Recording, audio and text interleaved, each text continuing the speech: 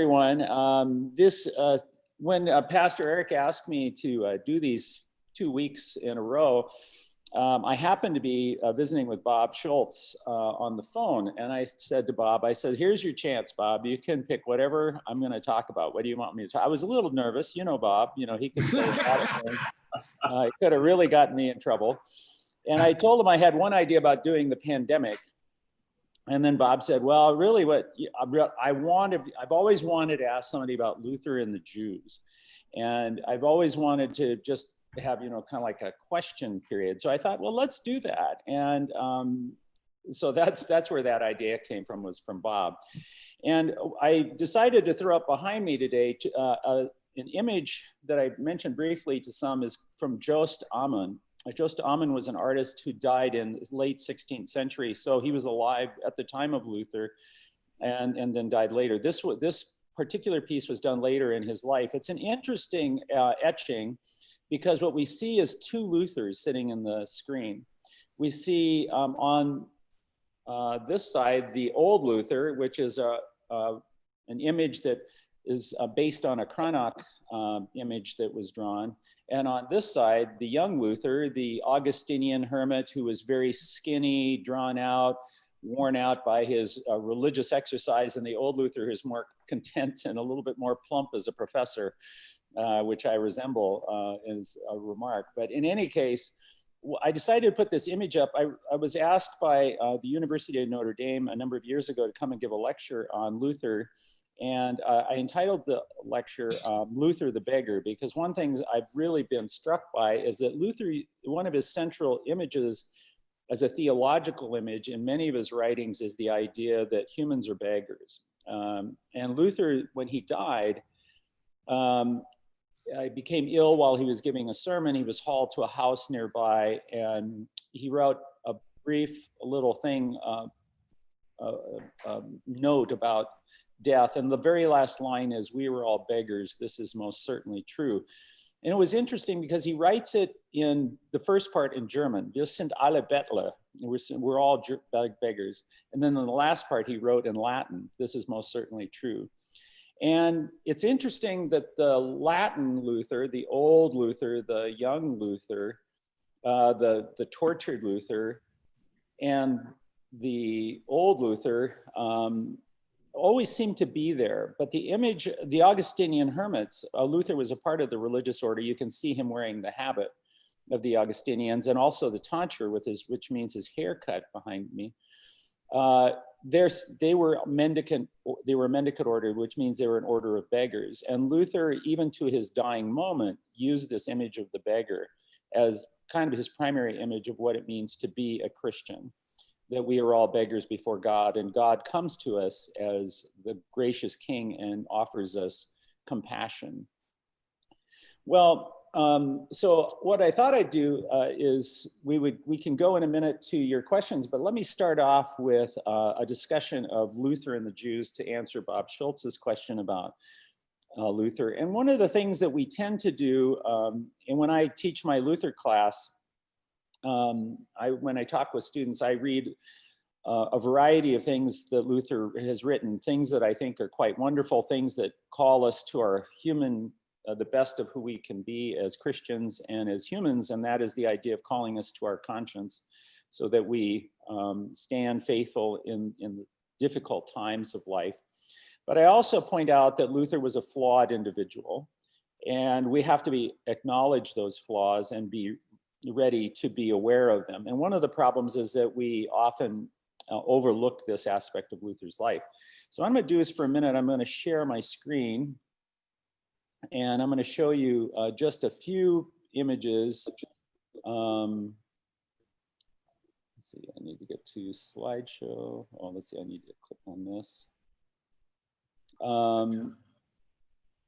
And I'm going to start in a very strange place. In order to understand Luther, I think we have to understand Columbus. Now, everybody in the room is going, Columbus? What has Columbus got to do with Luther? This is an image called the embarkation of the pilgrims, of pilgrims coming to the United States. And sometimes one of the things that we as Americans often applaud as the founding of our country is the sort of religious freedom that we have been able to appreciate as a part of the founding of our country. And of course, some of that goes back to, this is the great Wyeth image of Columbus sailing to the United States. I would like to read to you from Columbus's diaries. And these are the diaries right as he's taking off. And they help us understand the situation with Luther and the Jews, ironically, but it's going to take me a little bit of a runway to get there. And then we'll get to Luther and we'll talk about his attitudes. So I'm going to read to you from Columbus's diary. He says, "Whereas you, most Christian and high, excellent, and powerful princes, King Ferdinand and Queen Isabella of Spain, and of the islands of the sea." Now notice he's listing their qualifications. They're the king and queen of Spain. They are also the king and queen of the islands of the seas. They are sovereigns in this present year of our Lord, 1492. Now notice what he talks about next. And this is what historians continually overlook. After your highness had ended the war with the Muslims, if this happened in January of 1492, he says, when you ended the war with the Muslims living in Europe, having ended the battle at the great city of Granada, where I happened to be on the 2nd day of January of this year, I personally saw the royal banners of your highness planted by force of arms upon the towers of Alhambra, which is the fortress of that city. And I saw the Muslim king come out of the gate of the city and kiss the hands of your highness and your prince, the sovereign. This is an image of the journals of Columbus. So you can see kind of this sort of flowery sort of style that he has in his journals. What's that? Okay, and so you can see this image, and here is Columbus talking to Ferdinand and Isabel as he's getting ready to leave. So he's written about this, but notice right away the first thing he talks about is the defeat of the Muslims at Grenada. And here's an image, famous image from the 19th century, where Ferdinand and Isabel are on the white and the brown horse in the middle. Ferdinand's wearing red, and Isabella is wearing the big gold crown. And you can see the Muslim leader coming out to surrender to them. And they will soon, the Muslims now are going to be expelled from Spain. Now, what does this have to do with Luther's attitude towards the Jews? Well, we'll see in a minute. What had happened was that the Muslim forces were defeated at Granada, and then the reason the battle had started before this was because Ferdinand and Isabel had started forcibly converting Muslims to Christianity. Of course, the Muslims took umbrage with this, and a battle started, and this battle ended in 1492. What will come up a little bit later, the emperor during Luther's lifetime was a young man by the name of Charles V.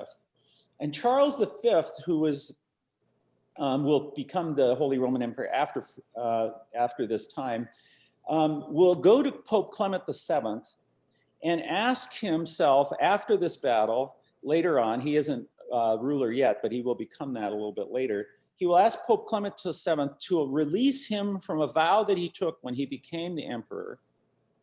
And the vow said that he must provide and protect for all the people in his lands.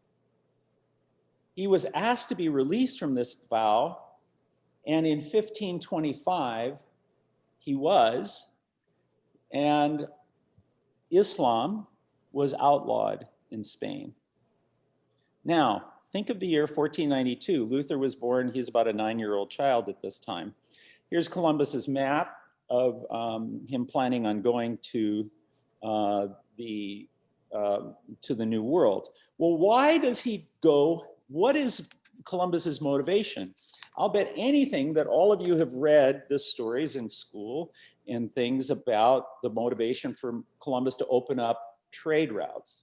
Let me read I'm going to read the next lines in Columbus's diary to further understand what happens in 1492.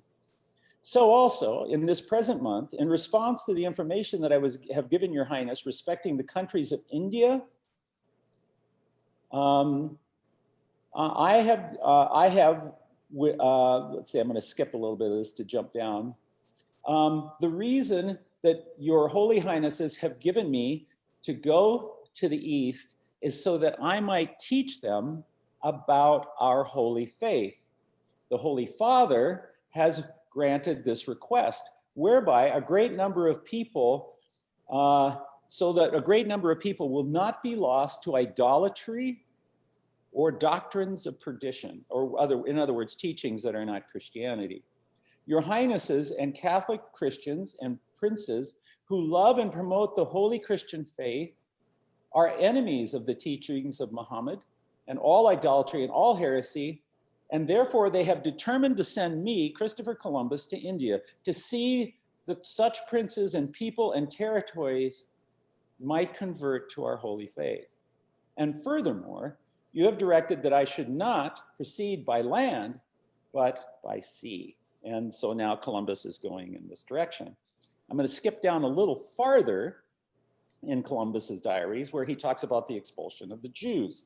So also, after you have expelled all the Jews from your land, your highnesses, and in the same month of January, which the Muslims were expelled, you also ordered me to proceed with the sufficient armament to the regions of India. So notice he now mentions two things: the expulsions of the Muslims, the expulsions of the Jews, and both were forcibly told that they must convert to Christianity, and if they did not, they must leave. And finally, the question is about, if I'm talking about the Jews just specifically, 300,000 Jews were expelled from Spain at this time. Now, where did they go?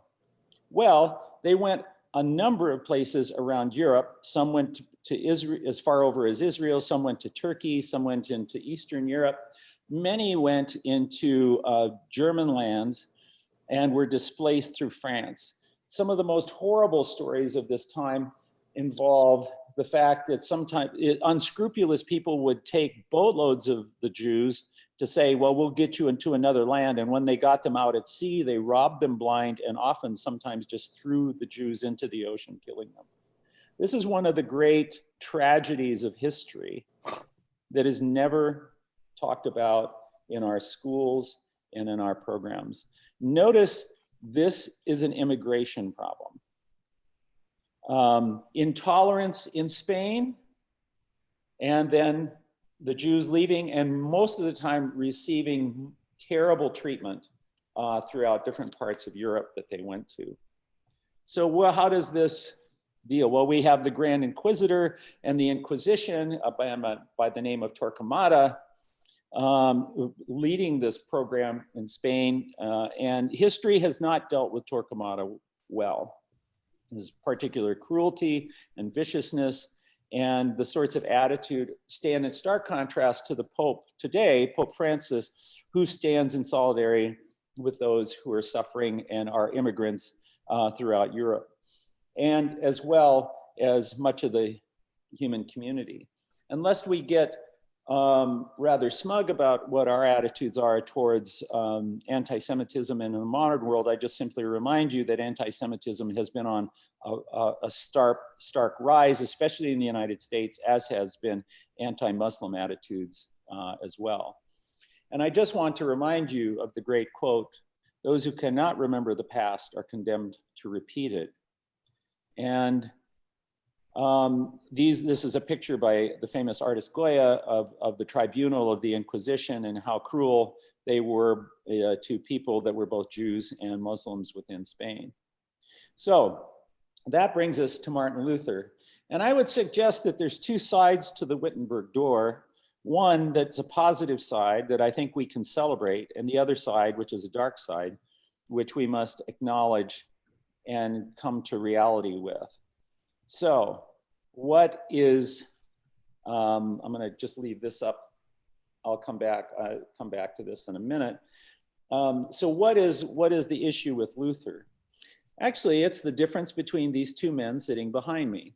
There's two very different attitudes that Luther took towards the Jews. First of all, what Luther's attitude was early on in his life. The first thing that he did was, Luther was a biblical scholar. Luther converted to becoming from being a lawyer to being a monk, or actually really a friar, in a thunderstorm where he thought he was going to die. He thought God was angry with him. And so he decides that he's going to go into the religious life. He hopes this will appease an angry God. It doesn't really do that for him. Luther, in his own writings, tells us he becomes incredibly depressed and discouraged. So in order to deal with that, his spiritual father, his earthly father, had rejected him for going into the monastery. And they would make up later in life, but it'd take quite a time. Luther goes into the monastery, and then while he's there and he has this depression about God, feeling that God still doesn't love him, his spiritual father, a man by the name of Johannes Staupitz, sends him off to study scripture. One of the things that he has to do if he's going to study the scripture is to learn Hebrew. He already had facility in Latin and Greek, of course, and he would continue that, but he needed to learn Hebrew. And he learns this from some Jewish people that obviously speak Hebrew very well, and he's very indebted to them for the things that he learns from them. And Luther, early on, once he starts, after the 95 Theses, after he starts raising questions about abuses within Catholicism amongst certain people at that time, he is attacked by people, which is very typical. They accuse him of being harsh on the Jews. Interestingly enough, he writes a treatise early on called On Jesus a Jew, and he argues at the beginning of this treatise that it's his enemies who've been harsh on the Jews. The Catholics have been very harsh. In fact, everybody's been harsh on the Jews since 1492, since this mass immigration of people. People tend to be harsh to immigrants because they feel that they're taking away resources in their own communities or whatever. They also have anti-Semitic attitudes towards them because of their race or their religion. And so Luther writes this document, which is a rather interesting document, in which Luther suggests that the Christians need to be patient.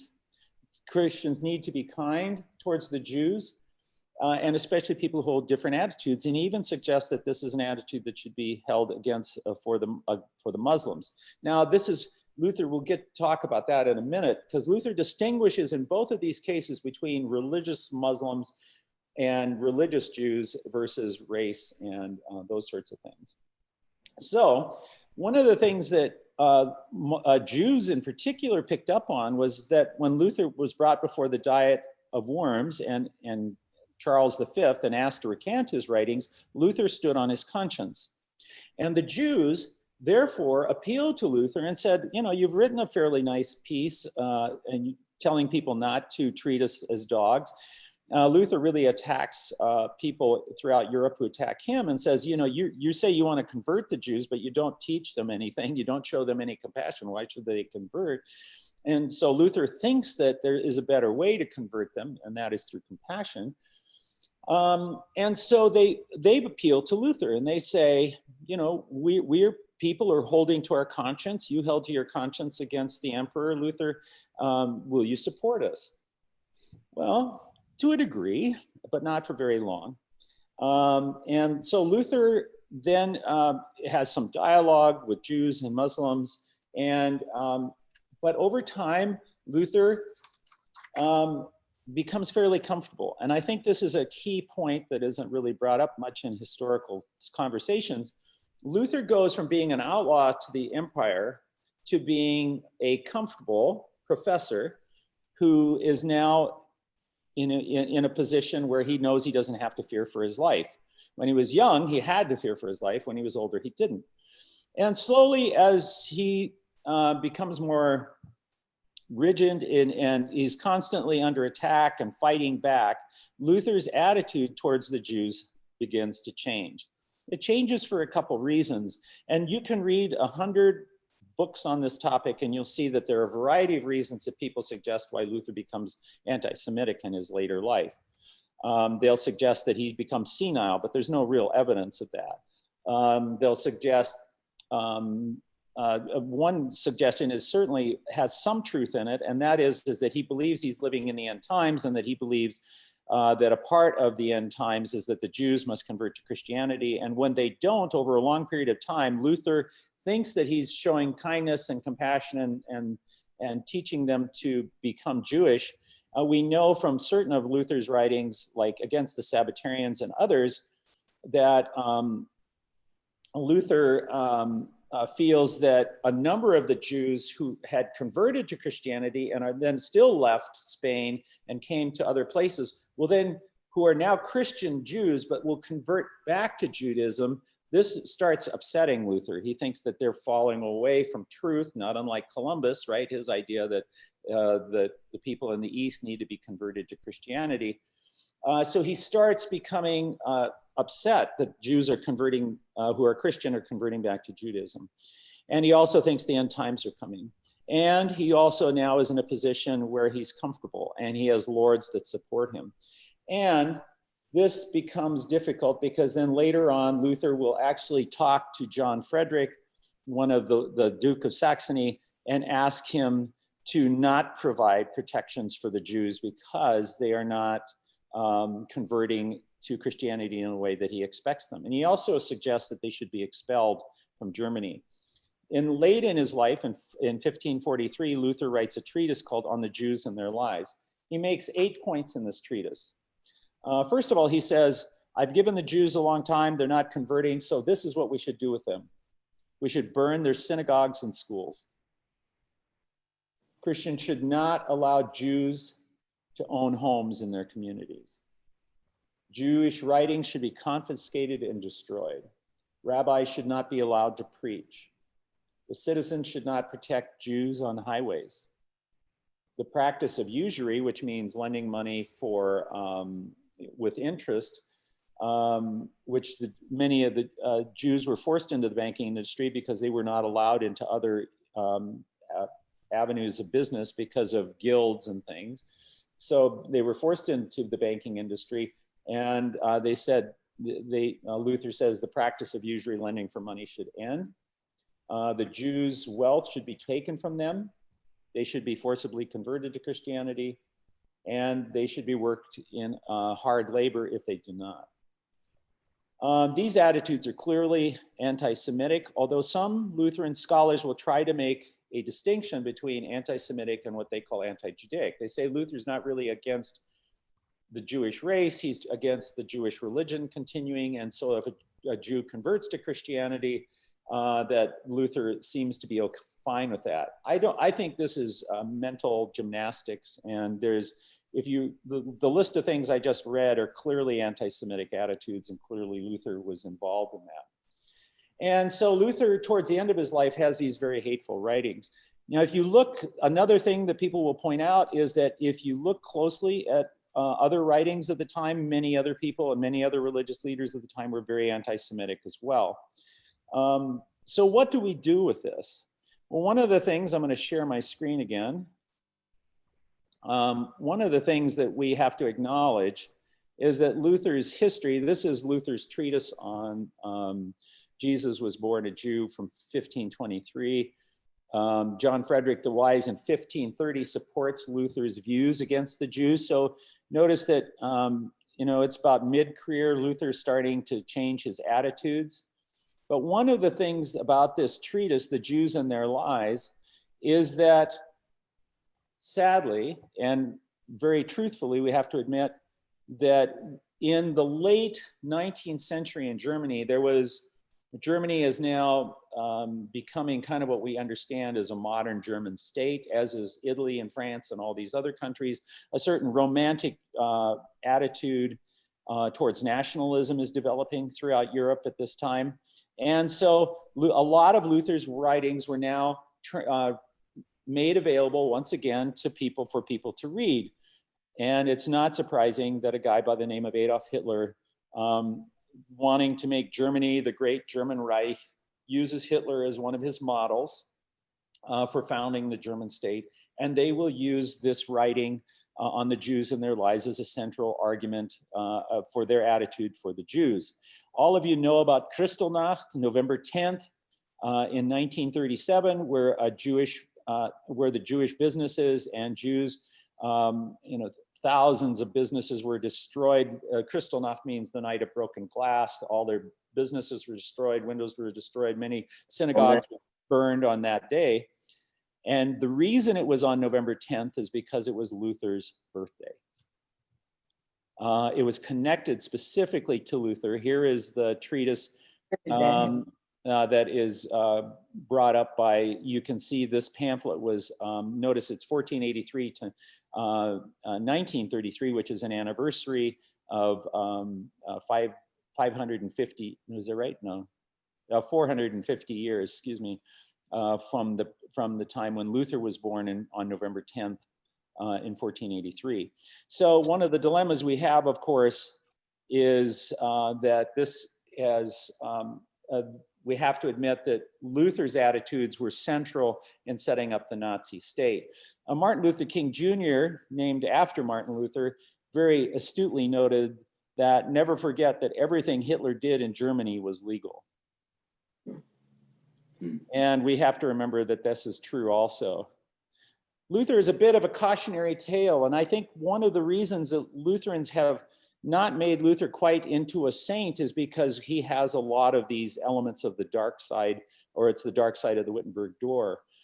Ultimately, when I talk with students about this, they'll say, well, what's the final answer? And I think it's incredibly complicated, but I should point out that thankfully Lutherans did repudiate Luther's writings and did say that we abhor the things that Luther did, but notice the dates when we did that. In 1982, the World Lutheran Federation said that we Christians must purge ourselves of the hatred of the Jews and the teachings of contempt against Judaism and Luther's teachings against Judaism, especially later in his life. The ELCA was founded in the late 1980s, and it was in 1994 that the ELCA finally said this: we who bear his name and heritage must acknowledge with pain the anti-Judaic diatribes contained in Luther's later writings. We reject this violent invective, as did many of his contemporaries in the 16th century, and we are moved to deep abiding sorrow at its tragic effects on later Jews throughout history. That's kind of the history in a nutshell, but I started with Columbus in particularly to show that the world has always had anti-Judaic, anti-Muslim attitudes. Luther's attitude towards the Muslim was very interesting. The Turks were, the Turkish Empire, the Ottoman Empire was moving into Europe, had gone as far as Vienna. And so Luther early on, his attitude was, listen, I think this is God's punishment for us not being a faithful people. And he kind of said, you know, we should just see what happens. Later on, he encourages Charles V to develop armies to protect Europe from the quote unquote Muslim threat. When asked about what Luther thought about the Quran, for example, he said, I haven't read it, so they gave him a copy, and Luther immediately recognized that the copy was a terrible translation and that it was awful. So he actually had to have another translation made with Muslims because he wanted to be honest to them. When he read the book, he said, there's much in here that's good because it quotes a lot of scripture. It talks about Moses and Jesus and the Blessed Virgin Mary. And so we have to acknowledge, you know, that these are good things. But in the end, he rejects both Judaism and Islam as teachings because he feels they're too focused on works righteousness rather than grace, which was a theme of his writings. But Luther famously once said, I would much rather live under the rule of a righteous Muslim than a bad Christian. And so Luther understood that God works in human history in a variety of ways, and also was a lot more open to Islam than a lot of people tend to think he was. So let me just stop there. That's a quick overview. If there's anything there that you want me to expand on, and I'm happy to go in different directions if you want to talk about Luther or I'm open to talking about anything. So if you have any questions that you would like to visit about, well, we can kind of go in a different direction. I do one lecture where in my Luther class, towards the end of the class, I tell my students I'll pretend to be Luther. I'll act out Luther. I'll be Luther. And they can ask me anything I want. And then there's parts of me that doesn't like doing that, because when I have to talk about the Jews, I have to say some terrible things. And I usually break character at that point. But at other points, it's kind of fun to do that. So I'm happy to kind of have this be that sort of a discussion. But does anybody have any thoughts or observations or questions? I have a thought. So Roy, when you were talking about the time in his life when his attitude was starting to turn against the Jews, a number of times your comment was Luther expected, he expected. And I'm just wondering if at that point, it's like his expectations were important to him, not what God wanted. Well, certainly, we can say that, right? And I think if you think about this, early on, Luther, this young guy here behind me, Luther wanted to challenge the abuses that were in a society. For example, indulgences were a way, especially of depleting the poor of their money, right? And so Luther challenges the status quo. He challenges the abuses of this society. Once Luther becomes a part of the status quo, he doesn't realize, and he just accepts his own biases and prejudices, and then he becomes the problem.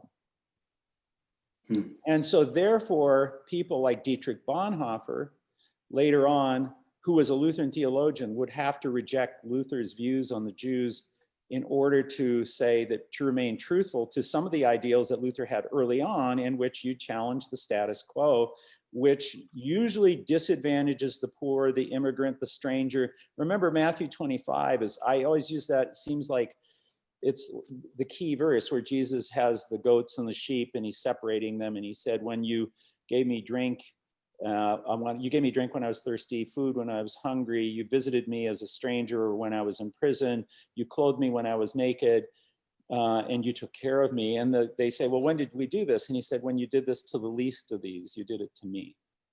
And this view of being caring for this category that Jesus gives always sets us at odds with the society that we're in, because the society is already abusing them. There's always a systemic problem within a society. And Luther's attitude on this comes out on the two, what's called his two kingdoms doctrine. Luther said the way God works in the world is in two ways. He works through the kingdom of heaven and through the kingdom of the earth. Through the kingdom of the earth, God establishes governments that protect body and property. And through the kingdom of heaven, God establishes religious leaders who have cares over the soul. And so now the question is when do those abuses, when does that get out of whack? And it's when the government tries to tell religious leaders what to do, and when religious leaders try to tell the government what to do. Right? You try to force religious attitudes in a political situation and vice versa. And so one of the problems that Luther has is that he becomes a part of the system imposing religious convictions on the Jews, and it's clearly going against his idea of the doctrine of two kingdoms. But Luther always said, what's fascinating to me in his doctrine of two kingdoms is he says the church as an institution is a part of the kingdom of this earth. It's a flawed institution. You cannot put your hope in the institution of the church. If you do, it will always fail you. Your leaders always make mistakes. And in our case, that was Luther. But it's also true that we see this continually, that you have these charismatic religious leaders, and then all of a sudden, they have a big fall from grace. Luther says our hope is always in the kingdom of God, which is beyond this earth, and our institutions are systemically problematic. And so we can talk about systemic racism, I think from a Lutheran point of view, from Luther's attitudes, say that our society Any society that disadvantages anybody in it, by its very nature with this system, is sinful.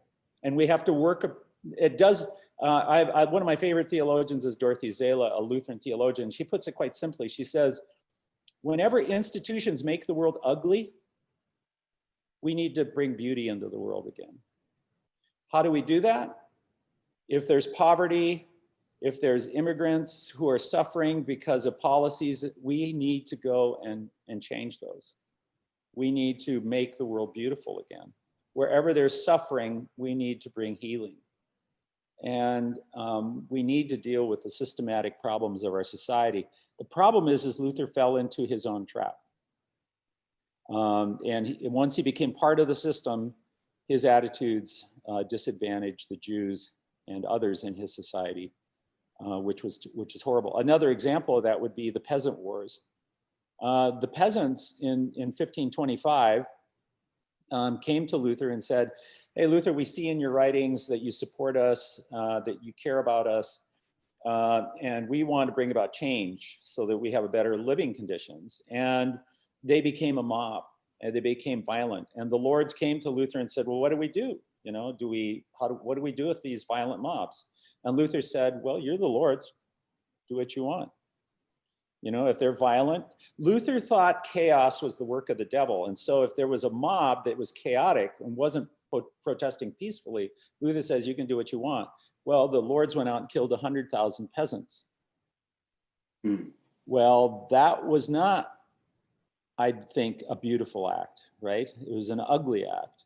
And Luther, even though he had some regrets about the slaughter, never really changed his mind on that attitude. He supported the lords in this ugly act. And I think the only way to explain it is that Luther saw chaos as the work of the devil, and he saw the work of the peasants as the work of the devil. And so Luther, I think, took the wrong stand there. Other reformers appealed to Luther. They said, you could change, all you have to do is lift one finger, you can change this, we can make the world a better place.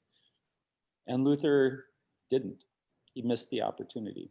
So those are the two great failures of Luther's life, I think, the peasants and also his attitudes towards the Jews.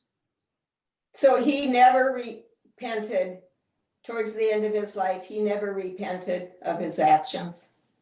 Towards the Jews, no. So the young Jew, the young Luther, would he have agreed that you're supposed to love your neighbor and therefore you should love the Jews? In his younger days, would he have agreed to that? In his treatise on Jesus the Jew, which is a very, very fascinating argument, right? Luther's argument is that the Jews are the chosen people. We need to be compassionate towards them. We need to be patient. And why would they convert if we're vicious and cruel to them? That's basically his argument in that document. And one of the things that we forget is that a lot of times anti-Semitism and white supremacy in the United States, these people are people who call themselves Christians, right? And these are people who base their Christian convictions and their values. Well, we would say, my students immediately jump in, don't call them Christians, right? They're not really Christians because they're not loving and compassionate. But that's what they call themselves, and they see themselves coming out of these ideas. The problem they have is dealing with Jesus, right? Is Jesus Jewish? And Luther's argument that Jesus is Jewish really attacks white supremacy at one of its key points. They kind of see Jesus as a white savior, a person who's concerned about white supremacy, and they'll use the temple cleansing. Hitler does this in his Mein Kampf. In Hitler's Mein Kampf, where he's talking about his struggle to become a leader, points to Luther many times. And one time he points to Jesus and said, see, Jesus drove the Jews out of the temple. See, he even knew the Jews were bad. But he has to ignore the fact that Jesus is Jewish himself by making that claim. So early, I think the early Luther was certainly much more patient, but there's the seeds of the old Luther in the young Luther, in the sense that, as Judy pointed out, he expected that compassion and argument over a long period of time would bring the Jews to Christianity, and that they would convert. They would finally see that Jesus was the Messiah. I have a good friend of mine who comes and speaks he's from the synagogue, and he speaks in my classes. And my students always say, well, you know, what about Jesus? What do you think? And he says, well, the Jewish attitude is that when the Messiah comes, that there'll be peace on earth. He says, I don't see any peace on earth, so I don't think the Messiah has come yet, right? So the Jewish view of the Messiah is very different than the Christian view of the Messiah. They can acknowledge that Jesus was a great teacher and brought about wonderful changes, but they also have to say, but the followers of Jesus have been very vicious and cruel over time. And their attitudes have not been very Christian or Jesus-like when it comes to the Jews. And so it's an interesting dilemma. Yeah, go ahead, Pat. I had Lutheran confessions from Jim Nesting and at Luther Seminary, and one of the things he says when you read Luther, it's written by a lawyer. There's always a great argument for whatever he says until he gets to this last late in life treatise on the Jews.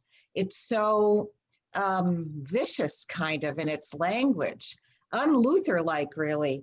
And he said one theory is that he was suffering terribly over the course of a whole year when he happened to be writing this with kidney stones. This is very true. Last week when I talked about the Luther's treatise on the pandemic, I said that it took him a long time to write the treatise because he was so ill. And Luther was quite ill. I know Jim and especially his arguments. And I think a lot of people like the argument that Luther was just ill and he just made a big mistake. I think to make that argument is to minimize what actually Luther did. And even if he was, depressed, which he was towards the end of his life, and even though his health was ill, and this probably contributed to this, one of the things that we do see is that Luther's early writings also are quite harsh as well, towards the Pope, though. Yeah. And they're toward, yeah, I mean, Luther, says some pretty outlandish things as well. So this Luther is not a very systematic writer.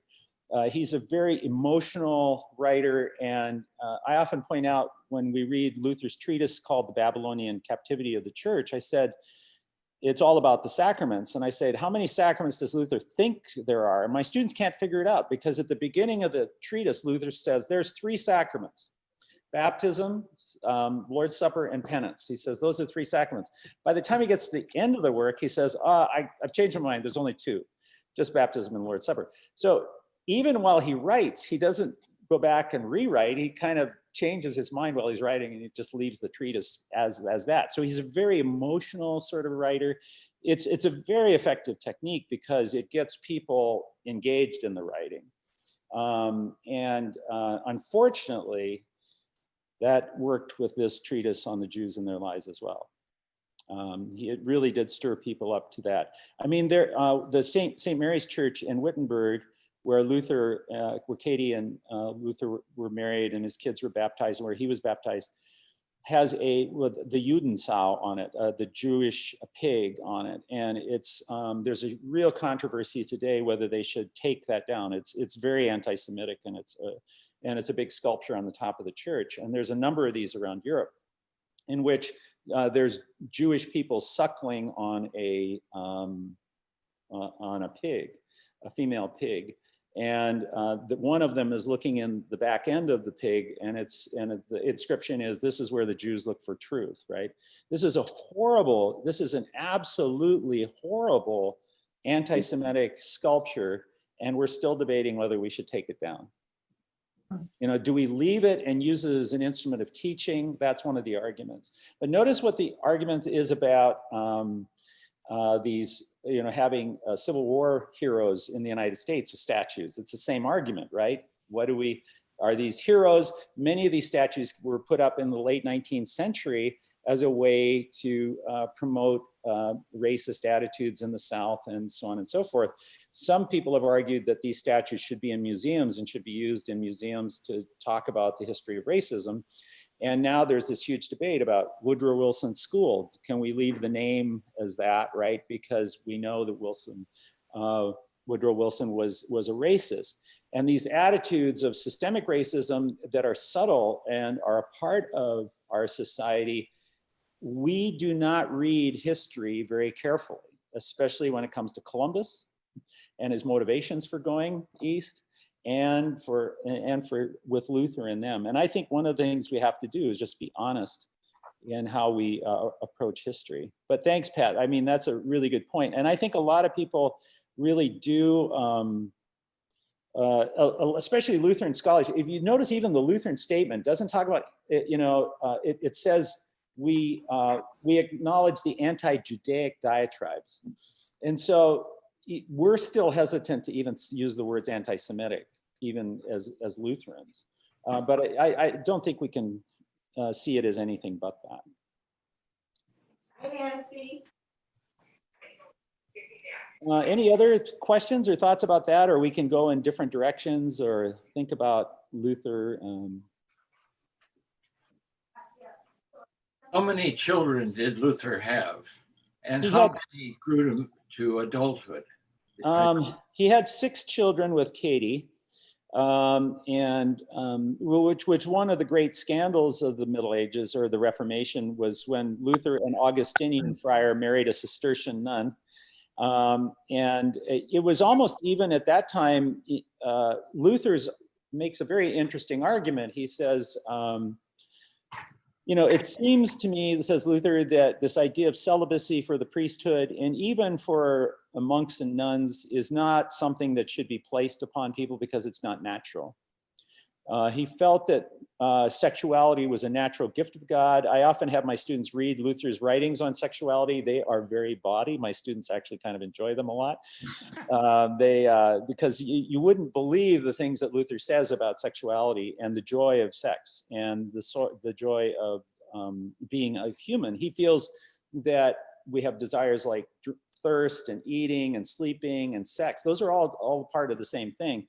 And so he makes an argument that the clergy should be married. He doesn't want to get married himself. Katie has to kind of talk him into it. And she was a very gifted and interesting person. They did have 6 children. They lost a daughter. Luther has some of his most beautiful, I think, some of his most beautiful writings on the other side of the dark side of Luther is his reflections on the death of his daughter. It's quite moving and quite heartbreaking. This was very hard on Luther, as you can imagine. The question of how many children they had also, Luther's house, oddly enough, is Frederick the Wise gave him, after the Reformation was underway, gave Luther the monastery in which he had been in with the Augustinian friars. And it was called they were called Black Friars. And so it was the Black Monastery. And it was huge. It's huge. If you go to Wittenberg today, you can see that it's the size of a giant monastery. And so there was, that became Luther's house.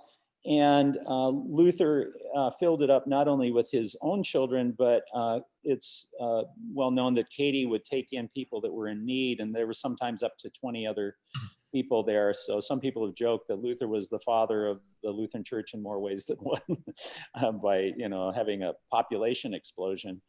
But Luther also in this, just while we're on this, because they had this house, because he was working, Luther refused to take any money for his writings because he felt that he was trying to get the truth out there. And so he thought being paid for that was wrong. So then he had to figure out another way to make a living. He got a stipend from Frederick the Wise and other leaders, but it wasn't enough to kind of take care of his family. So he put that responsibility onto, he put that responsibility onto Katie, and she started brewing Katie beer, which was fairly successful, and you can still get it in Wittenberg today. But she started brewing beer and selling beer so that they could make it. And she was a very, very good business person. And when Luther dies, in his will, he left all of his property to Katie. Oh. Very, very unusual. Talking about giving women, some rights that they normally wouldn't have at that time. And rather than giving the land to his sons, one of his sons was a medical doctor, and I think his oldest son, John, was a medical doctor. And so,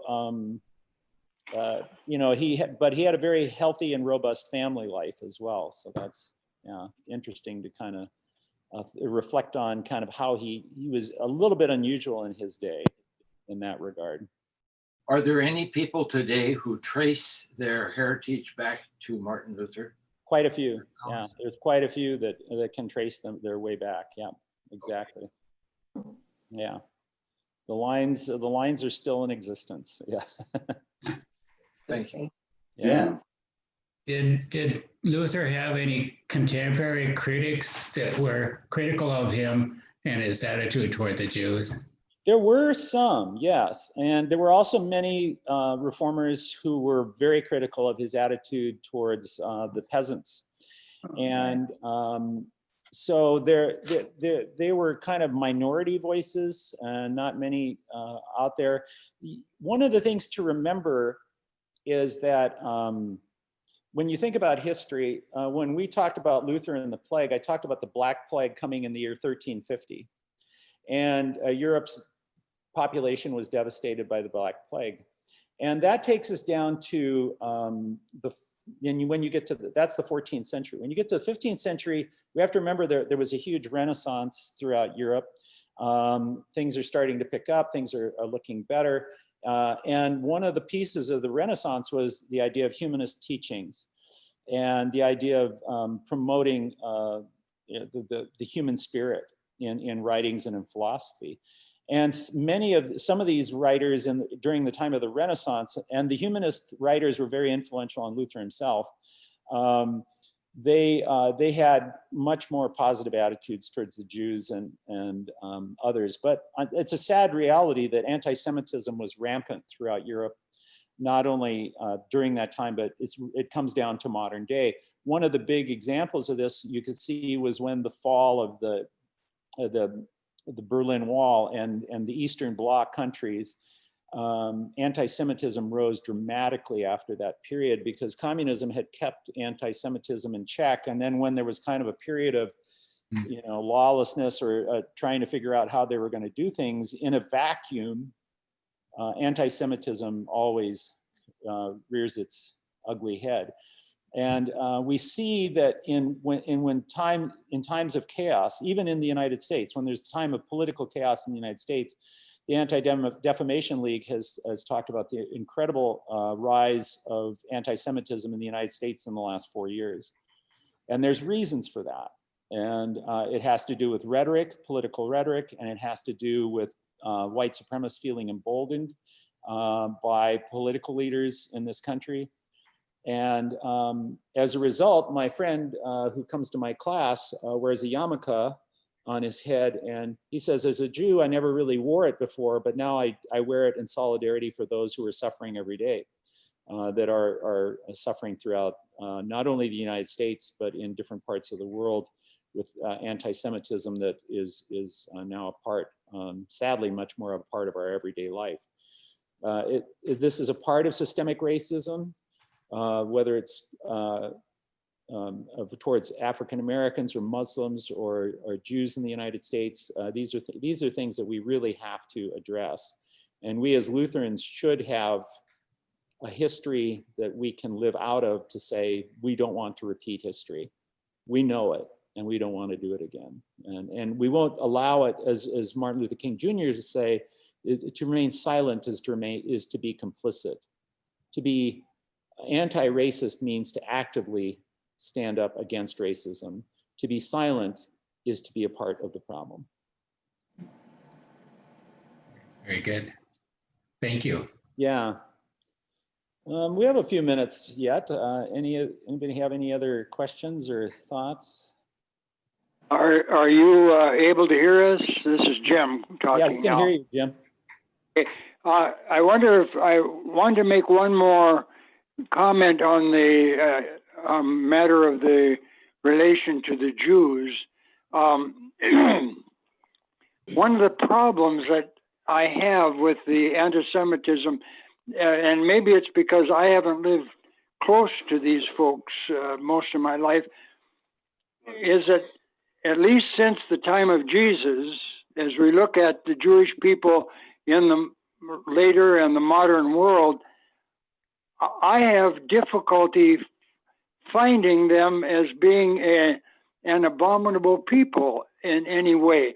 I can see raising Cain against German Nazism or American slaveholders or people that were really atrocious, but I am not acquainted, at least in the modern era since Christ, of the Jewish people being an abominable people in that way.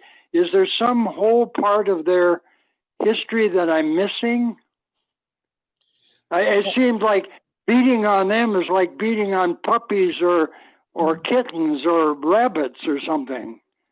I think oppression often focuses on minorities. And I think your illustration is a good one in the sense that the way the status quo tends to work within societies is to keep its power. And one of the ways it keeps its power is it creates a situation where you create fear and hatred of the other, which allows violence. And this always goes towards minorities within societies, or within, or maybe sometimes it's focused on different parties or people of a sexual orientation or whatever.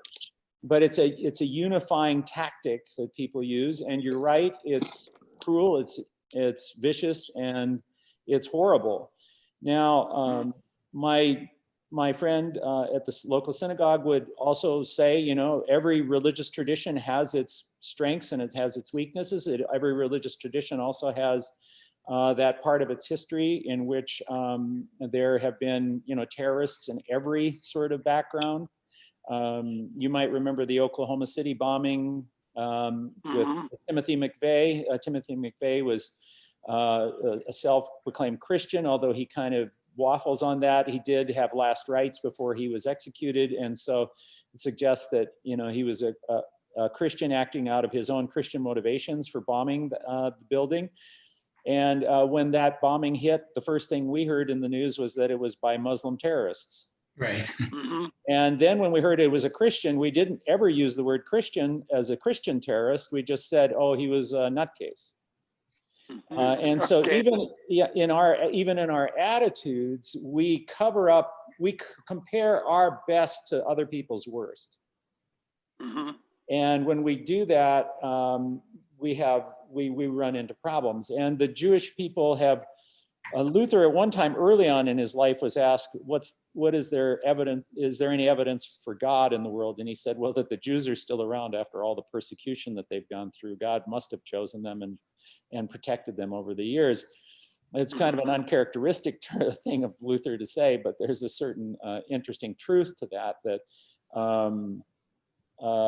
But I think your point is well taken, Jim, in the sense that we tend to single out the weakest people in our society for cruelty, and this is a systemic problem that we have to deal with and must confront, and we rarely want to do that because it's really, really hard for us to do that because we have to look at ourselves. Part of my reason for looking at Luther, most of my students are Lutheran, maybe 50 to 60%, 20% are Catholic, and then I have a variety of other students. It's really important for me to talk about Luther's strengths and weaknesses and to have them look at that and then suggest that, we can be better than that. We need to find a way to be God's people in this world. And we can only do that if we're aware that we're a part of the problem if we remain silent. Okay, yeah, Joanne had a comment here. Well, the problem is we remain silent. I mean, how should our stance be? We see that with Muslims now. We have all this flowery language, but we don't do much. We aren't very prophetic or whatever you want to call it. It's trouble now what goes on, but we allow our government to do. We don't say anything about it. It's true, because if you stand up, you're It's like going to your Thanksgiving dinner and making a comment, and then, you know, all of a sudden the turkey's flying across the table, right? You know, people are mad at you. Even we're so divided in our own families, it's extremely difficult. I think the thing we need to do is we need to bring it up and make it as an awareness that's within our faith community. Talk, be realistic and open about such issues. And then I think if we can, through our own faith community, or through our own actions, through neighbors and through our actions in public places, we need to find ways to reach out and be compassionate. And I think there are ways we can do that. It's very difficult right now, of course, with COVID. You know, we're all kind of locked up, and it becomes difficult. But for me, my goal is trying to help expose students to this reality, and also be connected with the local communities, the local minority communities, and make sure that we at Concordia, and I as an individual, am finding ways to support them in whatever ways that I can. The same thing can be true for you as well.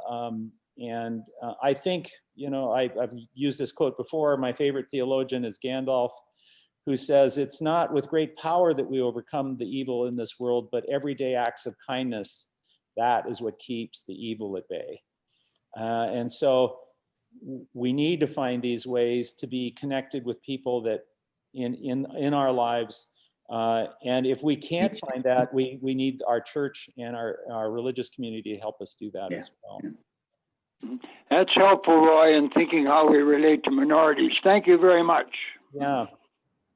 Well, it looks like our time is up. I just want to say it's really great to always have a conversation like this. I'm happy to hang on for a little longer.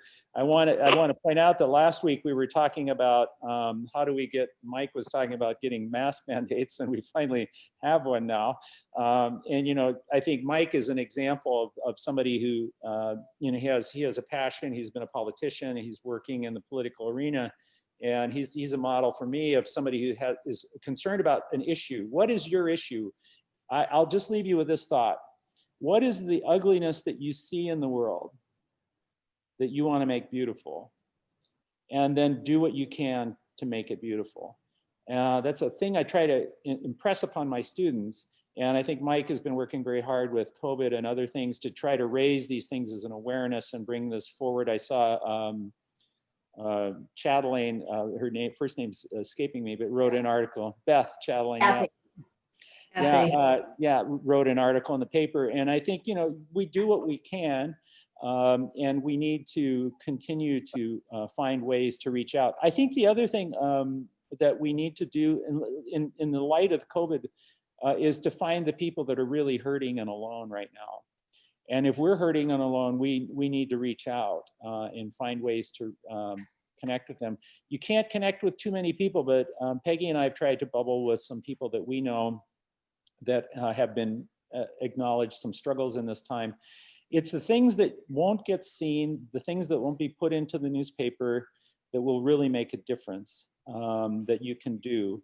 So again, where is the ugliness and how do we make it beautiful? It's always through compassion and reaching out. So I think on that note, I think we've run out of time. We've run over again. It's been a delight these last 2 weeks to be able to talk with you all. And Thank you, Roy. Thank you. Yeah, Thank you, Roy. we'll do it again in the future sometime. Thanks, Eric. Roy. Thanks, Roy. Yeah. So, Yeah. quick announcement before everyone leaves. Aaron Sumolo-Folkerts will be here to talk about mental health during the holidays in a pandemic. So, a very timely topic. Aaron, he's really gifted at this stuff. So, if you're able to make it, hopefully he'll have some tips for us as we look at holidays where we're not doing things the way we want to, and we're really missing people. So if you're able to make it, we'll record it as well, like we did with this, and we'll put it up somewhere. I have to figure out exactly where that is. If anyone's looking for them and having trouble, please just email us. We'll for sure send it. So Fred, can you do me a favor and send us off? Send you. Oh, yes. Go in peace and serve the Lord. Thanks be to God.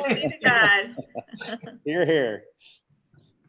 Thanks, everyone. Yep. Thank you, everybody. Have a good day. Bye. Yeah. Thank you.